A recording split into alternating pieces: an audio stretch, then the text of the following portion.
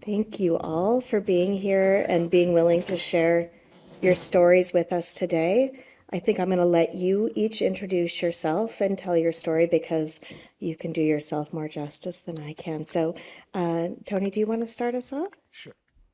My name's Tony Pinelli. I'm 65 years old. Last year I was diagnosed with cancer in this area inside my cheek, between the cheek and gum. What happened was I had like a canker sore type thing in my mouth, and it was lasting a little longer than I thought. So I went to the dentist, and the dentist said, "I think you got something. You ought to go have biopsied." And it reminded me that a few years earlier he had sent me out for a biopsy, and it came back negative. So I wasn't in a rush to go get it done.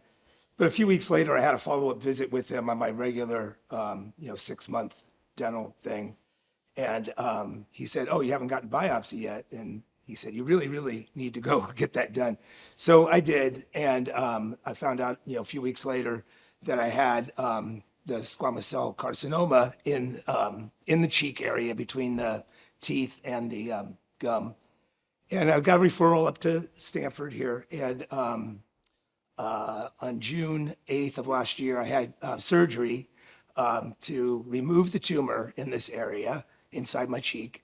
And they removed a couple of teeth. They put in a plate in my jaw because my jaw was thinning. So I have a plate in there as well. And because it had been in a couple of the lymph nodes, they decided I needed radiation and chemotherapy as well. So I did the 6 weeks of 6 weeks later, they started me on the radiation and chemotherapy. I was lucky. I didn't have any real side effects from any of it until the very end of radiation, about September of last year. After the last session for a few days, I had some pain with the sores in the mouth.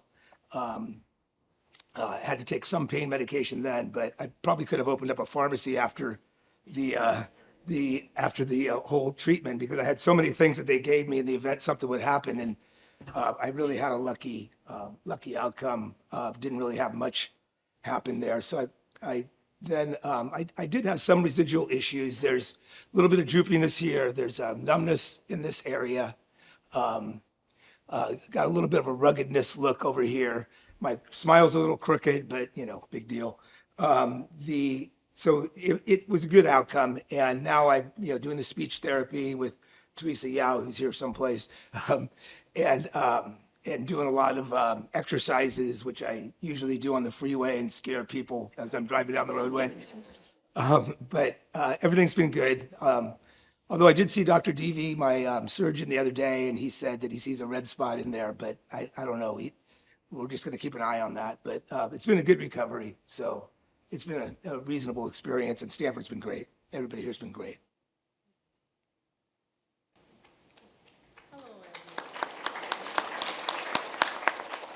Hi, I'm Michelle Sevier Harris, and I'm a 51-year-old wife, mother, sister, and I survived cancer.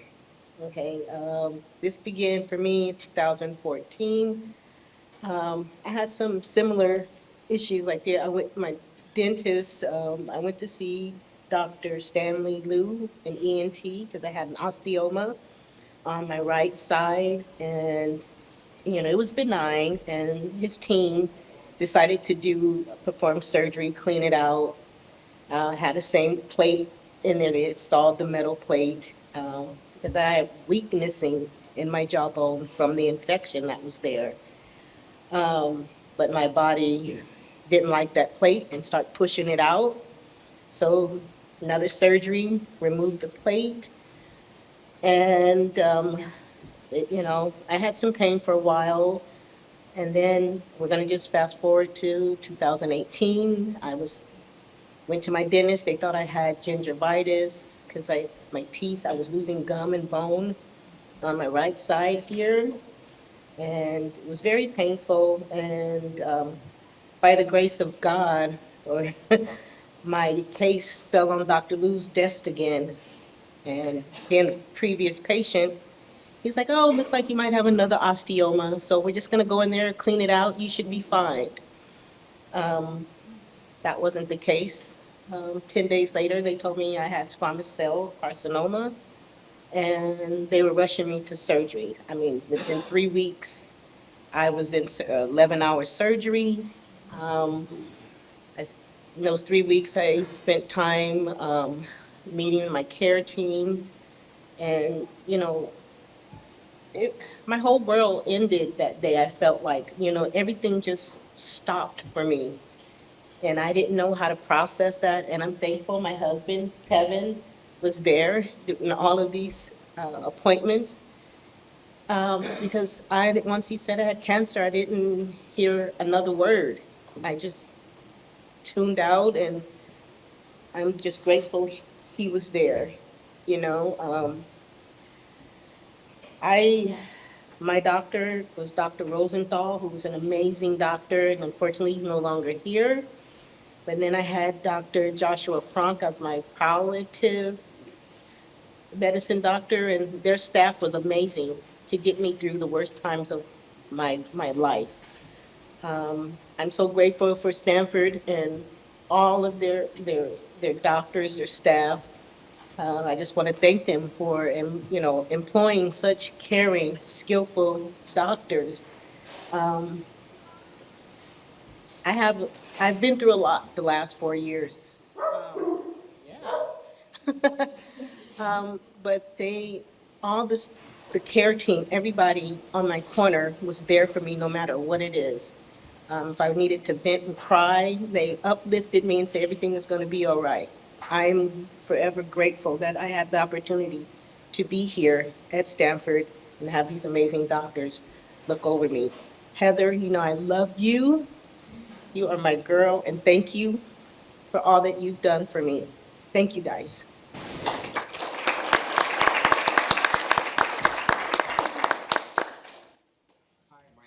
Well, listen, if I could just say me too, I could just keep it short. But my path started actually when my wife and I lived in Utah, and this was about a year before we came here. I started noticing I had a swallowing a little challenging, but it's amazing what ibuprofen can do, and so I just kind of worked with it for almost a year. And so fast forward. My job brought me to Fresno, the first time we'd actually lived in California. And it started getting a little bit worse, and more ibuprofen, had to take it all the time, but still manageable. So went to my primary care doc. Oh, you're new to California, and the weather's here a little dry, postnasal drip, allergies. You're gonna be fine. So, and this went on for 3 more months, and I said, maybe not. Maybe let's. So I had to push a little bit on my healthcare, and not that that's a bad thing. I think as a consumer of medicine, we learn this. We have to advocate for ourselves. So I requested in a very polite way that I get a CT with contrast. Side note: I work in healthcare, so I actually knew what to do and who to talk to. So lo and behold. I got the report back actually that day, again, knowing some folks that work in healthcare, and learned that I had, I don't know I'll just say squamous cell carcinoma of the base of the tongue. So talked to some physicians that I knew and said, hey, gotta go to Stanford, they're a center of excellence. So we were seeing, I'm gonna say it's been a year and a month now, we were seeing late February, early March, and within a week of being seen here, my treatment started.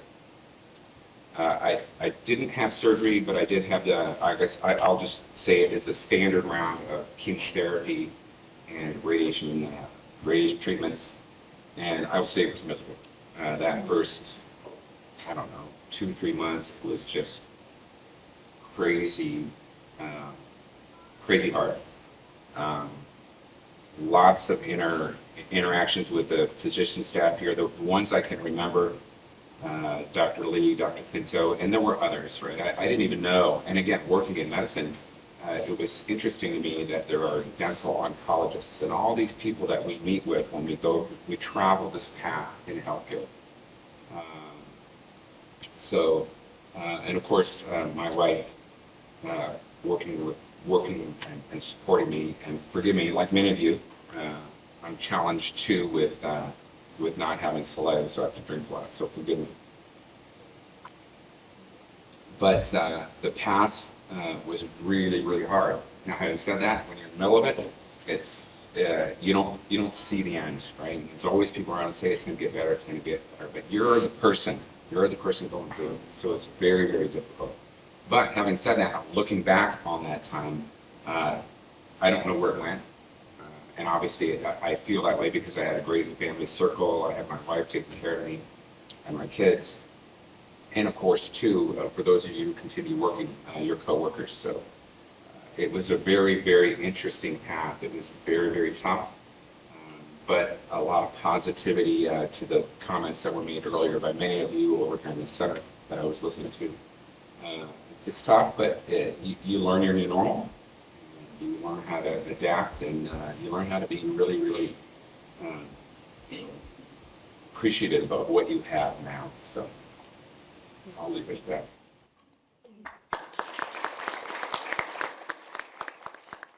that. Something that all three of you kind of touched on things that, kind of, if I had known, or these are the things that were really hard. And talk with the other doctor's presentation, is there some way that we can harness this kind of information and get it to newly diagnosed people? That's my suggestion as a patient who's been through the system. Because hearing someone say, when I was in it, I didn't think it was going to get better, but then it did. You have to believe those people. And hearing someone say, I stopped listening when I heard the diagnosis. My spouse being there is really important, or someone to help take notes.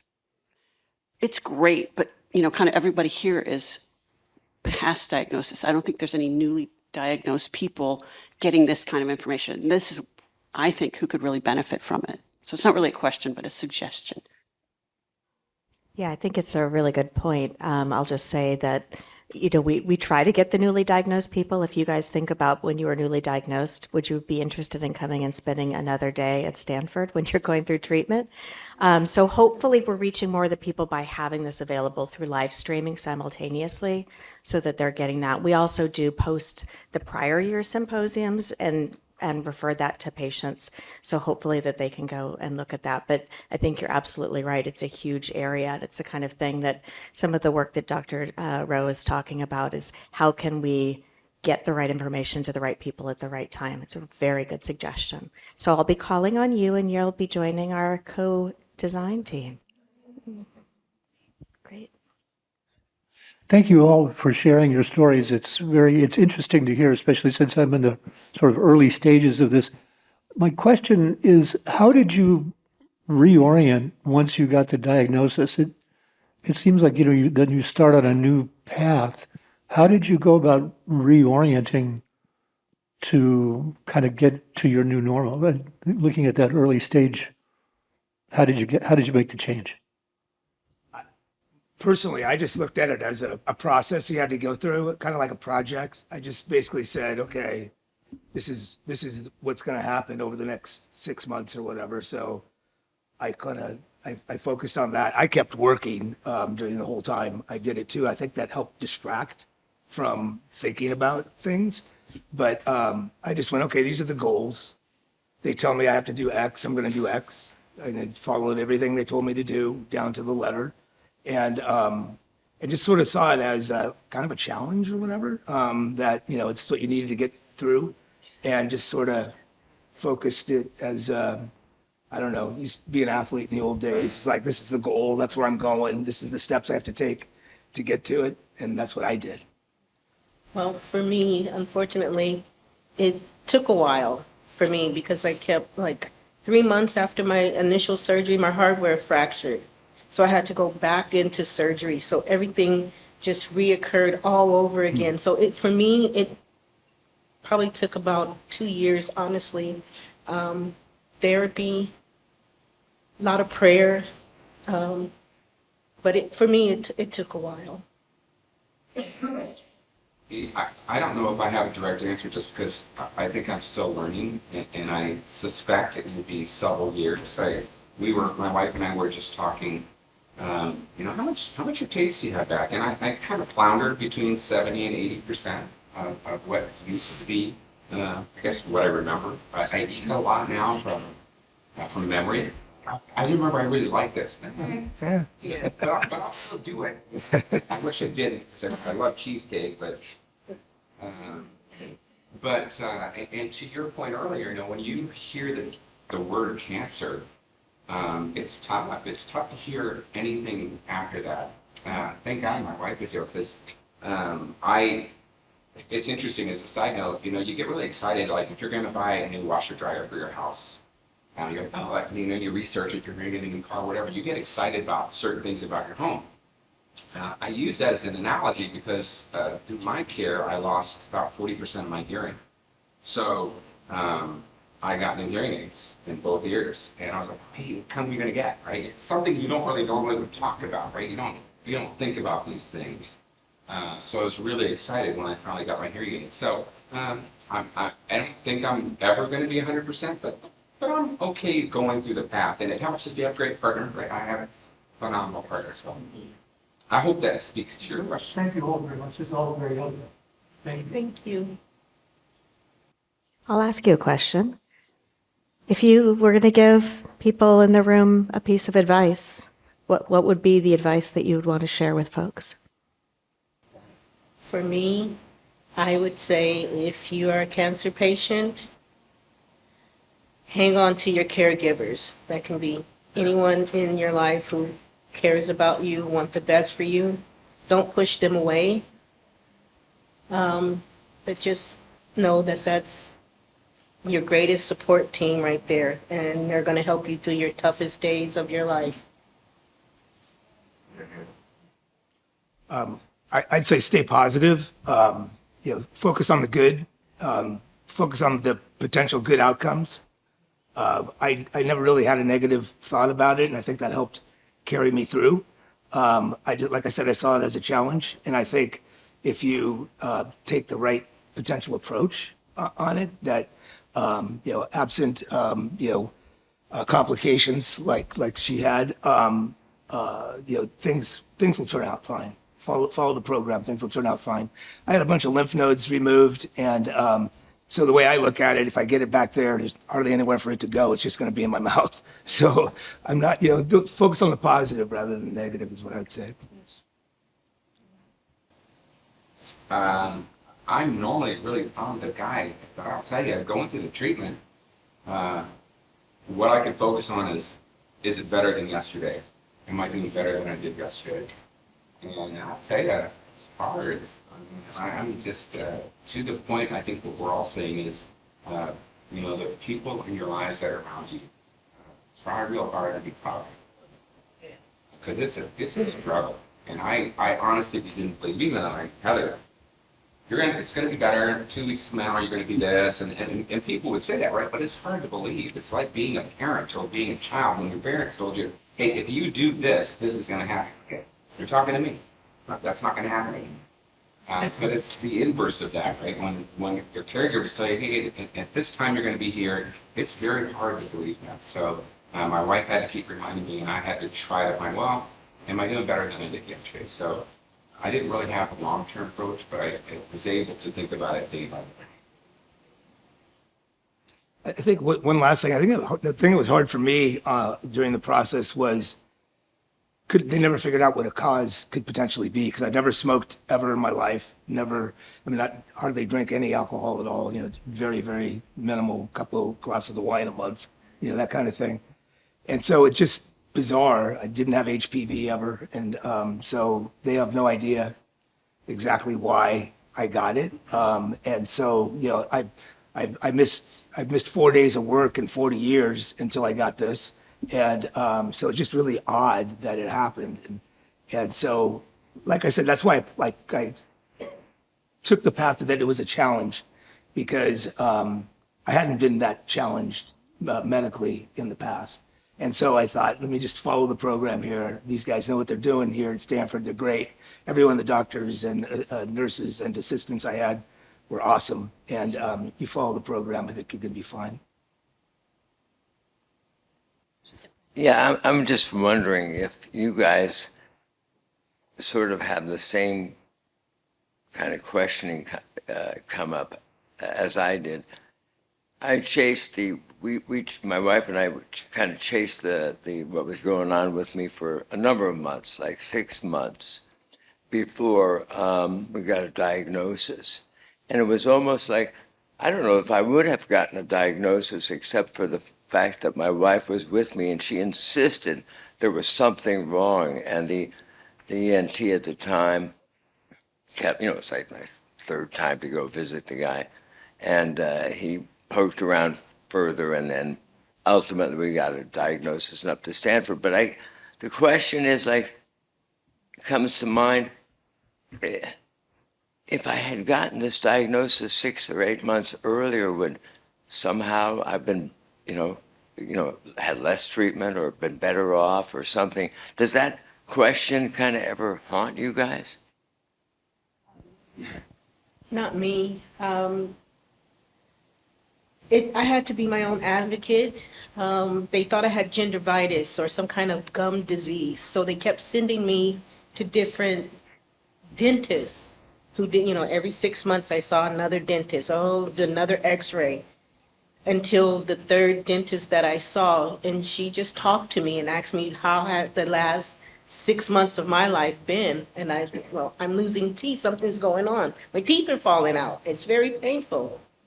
And she just said, dear, I hate to tell you, but the only thing I've seen is aggressive. So she looked at all the x-rays from point A to C when I saw her. And I see how fast your bone is deteriorating. The only thing I see this aggressive is cancer. She said, I'm writing a report, I'm sending it to Stanford. And like I said, by the grace of God, it came across the desk of a ENT I had seen before. So I had no idea what was going on. I know I took every test, my numbers were normal. Nothing indicated that I had cancer. Everything was perfect. And that's the scary part, because the cancer was inside my jawbone, hiding in there. And without surgery, they wouldn't have found it. They would have never found it. So it still makes me, very scared that something could possibly happen again, and my body is concealing it. So that's very scary.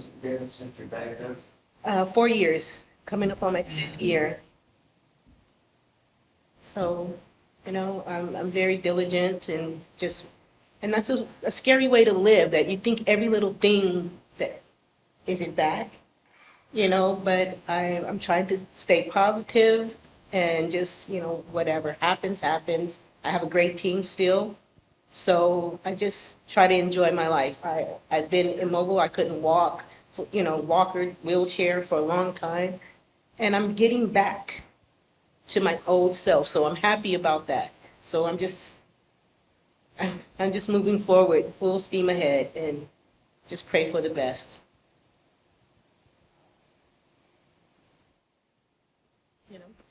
My diagnosis was pretty quick, so I don't know. I haven't had the same thoughts that you've had. It makes you wonder about it, because if it was sitting there for a long time and just exhibited itself in what I thought was a canker sore, as I mentioned before, because I went to the dentist in late February of last year, and then, like I said, he said go out for a biopsy. I said, oh, that's right, you sent me for a biopsy several years ago, and it was nothing, so I kind of ignored it.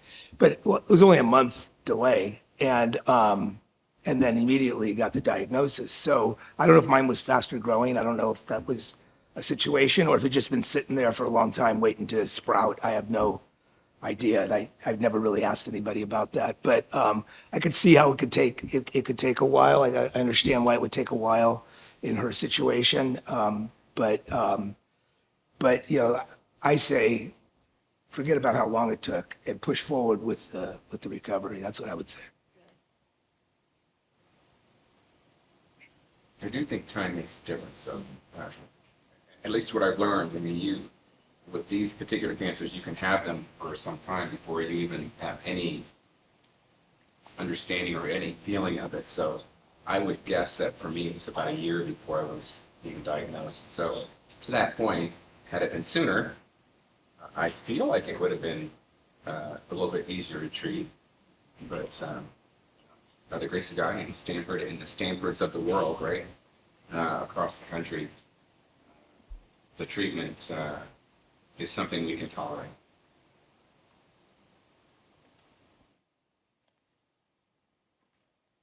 I'm going to ask you guys another question. There are a lot of people in the room who are not patients, but are either family members, spouses, caregivers, medical providers. What is one thing you think we should know? Either something we could do differently or something that we did right. I have a question. Sometimes dentists don't realize. She's going to give you the microphone so everybody can hear you better. Okay. Sometimes dentists don't realize what is going on, and they keep and say rinse with salt water. My husband went to 3 different dentists because he was thinking it was behind the molar, the problem, and he had pain during night, so he can sleep. So he keep and tell the dentist, I have a sore behind. So he went to take the molar nerve out from another dentist, and he gave us some antibiotic during that time. He went through so different. And after they say they have to pull that molar out, he went through take it out the molar, and he still has that sore behind. So finally, one of the dentists say, go do the biopsy, but this has passed so much time between. So why they don't see it right away? I believe they don't know what is going on in the people's mind. Yeah, I think it's a hard question. I think it gets to what you're saying, and I think what you went through, Nichelle, is that, sometimes these things are hidden, and I think Dr. Feingersh talked a little bit about some of the new things that are being developed to help people identify in non-invasive ways using a special kind of camera or light to be able to see things. All of these things are under development so that hopefully people don't have these sort of delays in finding, but it can be hard sometimes. Yeah. Our frustration was that he was losing weight. He lost 20 pounds, and his primary care doctor said, you can never be too thin for heart health and longevity, and patted me on the head because I was near hysterical. He already started out thin, and so it was for us, it was getting someone to believe us, or getting someone to believe me, because he was willing to take their dismissals and I wasn't. But and it could have, we could have gotten treatment a lot sooner had someone cared enough not to just think that it could be something out of the ordinary. They always, in our small town, always go to what, 98% of the people have, rather than looking and listening for that 2%. So I'm grateful to Stanford. They saved his life, and the rest is history. Yeah, we hear lots of stories like that, and I think there are opportunities, and we have to learn from the failures of the healthcare system as a whole to try to improve it. And I think that's why we flew Dr. Rowe all the way from London to share with us some of this methodology, because even at Stanford, where we think we do a pretty good job, we know there are still things we can do better. And so learning from you and interacting with you guys is really important for us to be able to do better, not just in terms of identifying things sooner, but also making the experience different. I don't think I'd be very happy if anybody ever patted me on the head. And I'm short, so it's an easy target. He had to reach for it. So, yeah, I think, you're touching on why part of the reason that we do this is so that we can learn from you all and do better.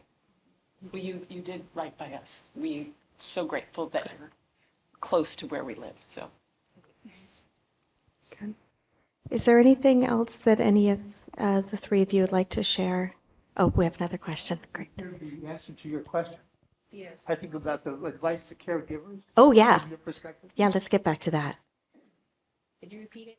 So, for those of us who are caregivers, either medical professionals, family members, spouses, what do we need to know? Either something that maybe we could do better or something that we did really well. That's a really important thing to think about. Just something to, from your perspective, tell us what we need to know.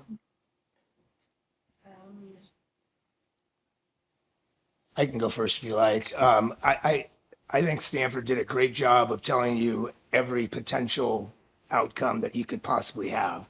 So I was prepared for the worst, and I really had a pretty lucky outcome. And that's why I said I had like an open pharmacy with all the stuff they gave me that could potentially go wrong, and fortunately didn't have to use hardly any of it.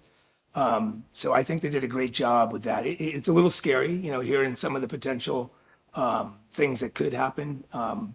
But I think that's a great idea that they do that so that if your outcome is better, then you feel like you succeeded in some way. I thought that was pretty good. So I was very grateful about that. My wife was mentioning that on the ride up. I said, what should I talk about? And she said, about how they told you everything that could possibly go haywire. And I thought that was very good. I mean, when you hear it, you go, really, that might happen?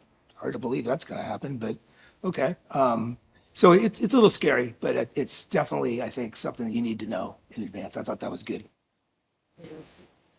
The only thing I could think of is during the beginning of my diagnosis, there were so many things that needed to happen, and it might be impossible to give you a running list of what comes next and what do you need. I had a lot of therapies, and I didn't get them. Like after surgery, you've been like this for hours. It tears, you can have damage to your shoulders, which happened to me. But no one told me that. They just said, hey, go to physical therapy. But after physical therapy, I found out, yeah, this does happen a lot. So maybe that should be in the discussion. Hey, after the surgery, you're going to have problems with your shoulder. Let's get you in, in physical therapy and to work that out. That's the only, and I don't even think it's a negative, but just knowing, what comes next. If you laid up like that and you're going to need some help getting rehab. That's it. So my wife is actually going to speak later, so I don't want to steal her thunder, but I will say that she was more prepared for my treatment than I was. To the comments earlier, I heard cancer, and they're like, okay, what do I got to do, right? So I was more focused on kind of the, if you will, the downside of going through the treatment, where I didn't really hear all the things that I was going to go through. She did, and she took notes, and she knew everything, and so I was like, hey, I'm kind of going through this. I said you would. Okay, I didn't hear that. To my latest challenge now with, being able to hear again, like, I don't recall knowing that might be a downside. She did. So she kept great notes. It was kind of like a calendar diary. So I will say for me, she was the one driving the care and actually having more of the conversations with my providers. I think you would know, which is great for me because my wife is not bashful. So I was very fortunate to have the outside the medical establishment care team that I did. So I was lucky. But to that point, for those of you who are in it and are just starting, do trust your partners, whoever they are. Do trust the people around you. It's tough. But it has a lot of value. So I hope that helps. Good.